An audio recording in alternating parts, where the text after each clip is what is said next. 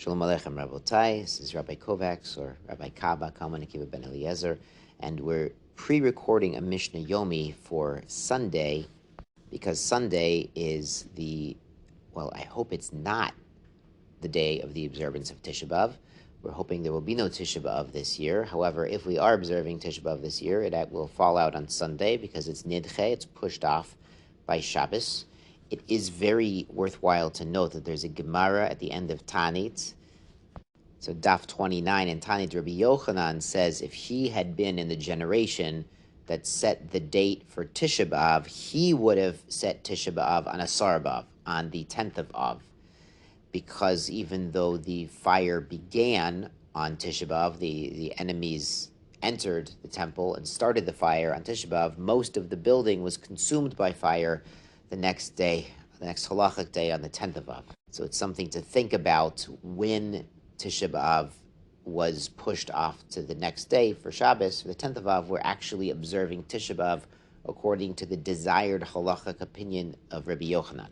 There's a lot of deeper significance to that, but we're just here to learn the Mishnah. Yomi Rabbosai, we are in the first parak at the 5th Mishnah. Ezehu Goren Maasrot. When is the Goren for maaser? Now, a Goren is like the storehouse for crops, the place where you put your wheat, your grains, once they're finished processing to store. It's what we call a grain silo today. Goren, grain, that's where they get it from. So when is the Goren for maaser? So what do we mean by this? So we have to explain a concept that even when something is chayav maaser, it's considered food, it's edible, it's ripe, someone's still allowed to snack from it. Snacking is called achilat arai, a casual eating. The implication is he's not sitting down and making a seuda. He's not koveya his achila. It's not a nice sit-down meal. He's just having an apple on his way home from the apple orchard. Even if the apple is fully ripe, achilat arai, casual snacking, is still allowed until the time of the Goren, when it's fully processed and it's ready to sell or ready to store in the grain silo. It's also important to note that every achila on Shabbat and Yom Tov is considered not casual. It's considered a formal, kavua, kind of more dignified type of eating. So ezehu gornan Maasrot. So when is this cutoff point when you can no longer snack from your ripe produce? Hakishuim medulayim, cucumbers and gourds, mishefoksu. When you're taking off these kind of hairy, string-like things that are sort of the residue of the blossom of the fruit, people would pull that off before they would sell it or store it. Im eno mefokis. If he's not planning on removing these hairs, he's going to leave them there. Mishyamid arema. When he makes a pile of them. Once you pile up your gourds, they're considered done, and it's no longer snack time for the gourds. Avtiach, the melons, mishayasolik. This is a similar concept when you're removing sort of the threads or the residue that's on the outside. Imeno misholik. He's not planning to do this. Achiyase muksa. When he makes a muksa. Now, the word muksa is famous from Shabbos, but muksa simply means set aside. So if you set your melons aside in a specific place, they're considered fully processed and you can't snack from them anymore. So muksa on Shabbos means items set aside that are not for use on Shabbos. That's simply the word muksa. Yarok, hanegad, vegetables, they get bundled together. When they put a rubber band around it in the store. Misha yogid, when you bundle it. Imeno ogid, he's not planning to bundle them up. Od shiyamoli at the kli. When he fills up the kli, then it's done. Imeno mamoli at the kli, if he's not filling up the whole kli. Od shiyilka kutzarcha, once he's picked enough from his vegetable patch that he's going to be using. Coca-Cola, if he's using a big basket, like a big basket full of apples, ad shiyahafe, so it's not done until he covers it over. The Rav Bartner explains they would cover it with leaves or something to block the sun so you don't dry off the fruit. Emena mechafe, he's not going to cover it up, ad shiyamole kli, so when he fills up his kli or his basket, emena male kli, he's not filling up the whole thing, ad shiyilka, it's when he's got enough apples that he's going to take home. But when does this apply? But molich leshuk, when he's taking it to market, he's going to sell them.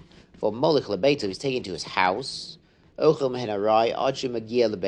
if he's covered up his basket of apples, on the way home he can decide to have an apple as a snack without first taking maaser until he gets to the house. Once you get to the house it's definitely considered done. As the Rav brings the pasuk, Biarti HaKodesh min habayit.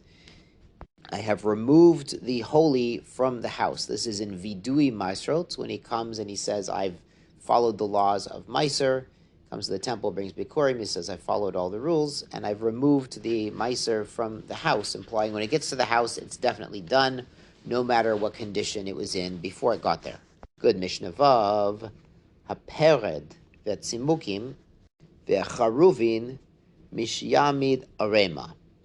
If he's making Pered is these dried out pomegranates, like pomegranate raisins. Tzimukim is raisins made from grapes. Charuvin and carobs, they would dry out when you make the pile. So you actually spread them out to dry in the sun, and then once they're dry enough, you put them in a pile, and that's their Goren. That's when they're finished and no more snacking. Habetzolim mi sheyifokel. The onions, when you peel off the outer layer, if he's not planning to do that, mishyami derema. When he makes a pile of onions, then that's their Goren. Hatvua mishyamarech. Grain when he smooths out the pile. So they would heap a big pile of grain, and then they would smooth off the pile. Im if he's not going to smooth it, adshyami derema. It can be eaten as a snack until he heaps a big arema, a big pile of it. Hakitniot, our kitniot famous from Pesach, legumes, peanuts, and the like. Misha yichbor, once he's sifting them to take off the dirt, because they typically grow in the dirt. Im eino chover, if he's not sifting the dirt, ad sheyamereach, when he smooths down their pile.